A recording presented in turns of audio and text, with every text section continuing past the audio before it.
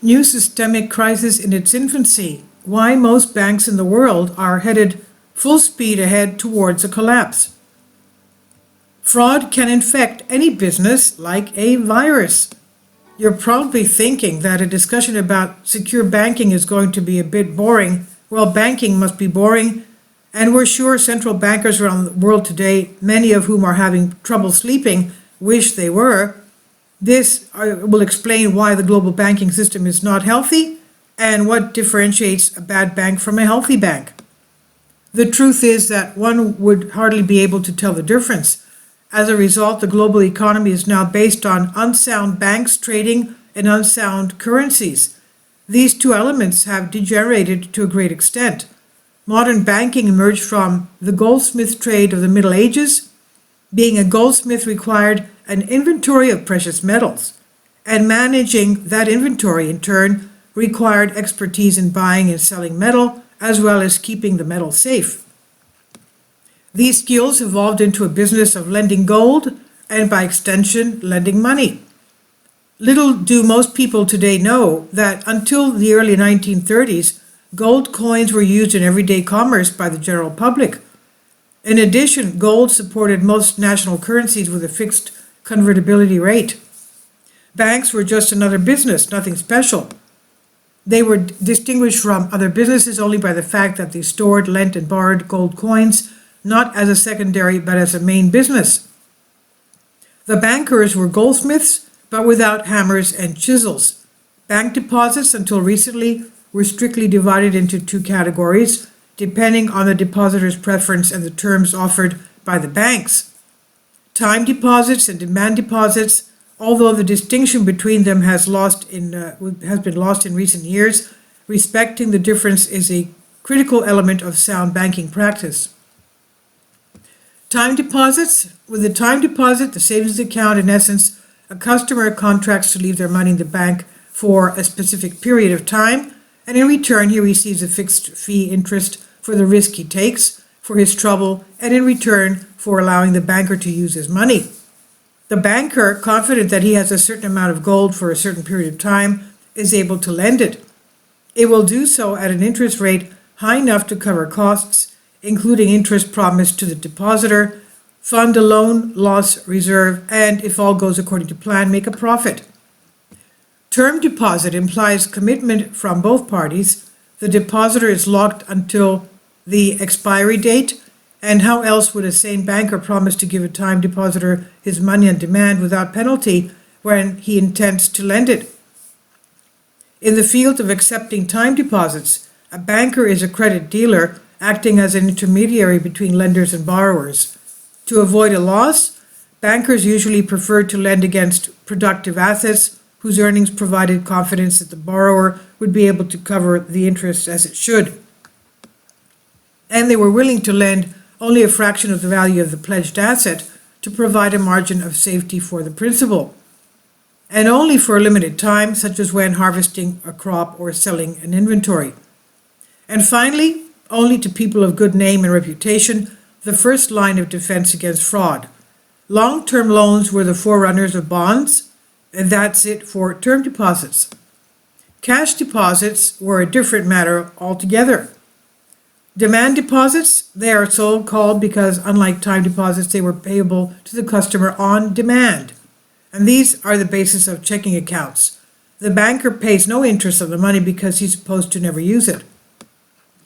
Instead, it necessarily charges a depositor for a fee for, one, taking responsibility for keeping money safe, available for immediate withdrawal, and two, managing the transfer of the money if the depositor chooses, either by writing a check or passing a warehouse receipt representing the gold deposited. An honest banker should not lend money on demand any more than a storehouse may lend the furniture it is intending to keep. Warehouse receipts for gold were called banknotes. When a government issued them, they were renamed coins. Bullion, gold coins, banknotes, and currency together constitute the money supply of a society. But the amount of gold actually available, the amount was strictly limited by the amount of gold actually available. the sound principles of banking are identical to the sound principles of storing any kind of merchandise. There's nothing mysterious about a healthy banking system, but the banking sector worldwide, ever since central banks began to dominate the financial system, is out of whack. Central banks are the cornerstone of today's global financial system. By buying government debt, banks can allow the government for a while to finance its activities without taxation. On the surface, this seems like a free lunch, but this is a pretty disastrous recipe for devaluation of the national currency. Central banks may seem like a permanent part of the world landscape, but they are actually a recent invention. The Federal Reserve Bank, for example, did not exist before 1913. Improper banking. Fraud can infect any business like a virus. A banker, seeing other people's gold sitting idle in his vault, might think, what is the point of taking gold out of the earth from a mine only to put it back into a vault? People write checks against this and use the notes, but gold itself rarely moves. A concerned banker might conclude that even if it is a fraud on depositors, depending on actually what the bank is promising them, they could easily create many more banknotes and lend them out and keep 100% of the interest for themselves. If they could, some bankers would try. But most would be careful not to go too far, as it would be game over if there was any doubt about the bank's ability to deliver gold on demand. The arrival of central banks reduced this fear by introducing a lender of last resort.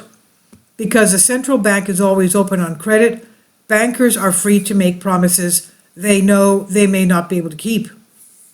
How banking works today.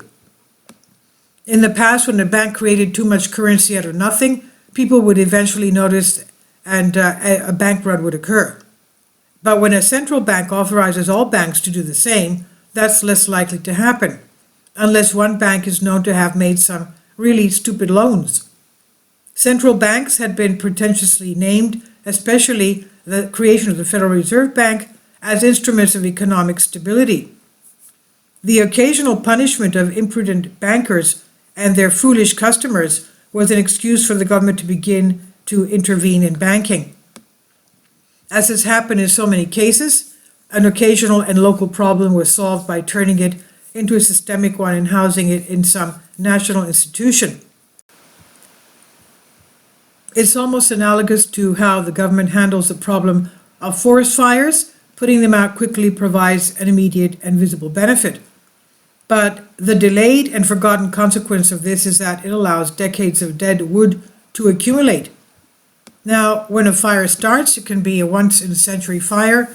Banks around the world now operate on, quote, fractional reserves, end quote. In our previous example, our sane bankers held a 100% reserve against demand deposits. He kept an ounce of gold in his vault for every 1 ounce note he issued. And it could only lend the proceeds of time deposits, not demand deposits. A fractional reserve system cannot work in a free market. It must be regulated. And it cannot work when banknotes can be redeemed for a commodity like gold. Banknotes must be fiat money.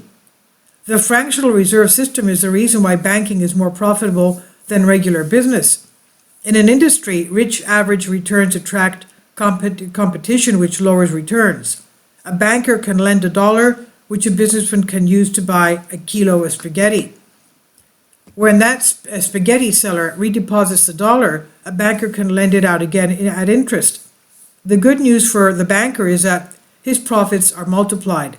The bad news is that because of the pyramid leverage, a bankruptcy can bring it down. In each country, the percentage of capital requirements theoretically from 100% to 0% of deposits. Hence, the capital that banks must hold varies depending on how the relevant bureaucrats perceive the state of the economy. In any case, the United States, and in fact most everywhere in the world, protection against a bank run is provided not by good practice but by law. In 1934, to restore confidence in the commercial banks, the U.S. government established deposit insurance, the Federal Deposit Insurance Corporation, FDIC, of $2,500 per bank depositor eventually increasing coverage to a current $250,000. In Europe, the amount guaranteed by the state is €100,000.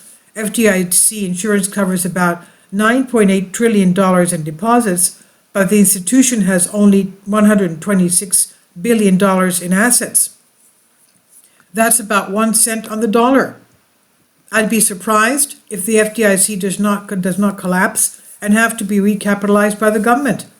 That money, many billions, will likely be created out of thin air by selling U.S. Treasury debt to the federal government, to the Federal Reserve. Fractional reserve banking, with all its unfortunate qualities, is critical to the global financial system as it is currently structured. You can plan your life around the fact that the governments and central banks of the world will do everything they can to maintain confidence in the financial system. To do this, they must prevent a deflation at all costs. And to do that, they will keep printing dollars, pounds, euros, yen, and whatever other currencies they have. This is from Banking News Greece. I've translated this for you from a Greek article.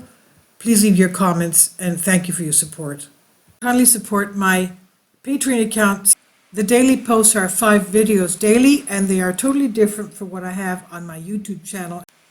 Thank you so much for your support, and that you find all my content so interesting. You'll find the Patreon account details in the description box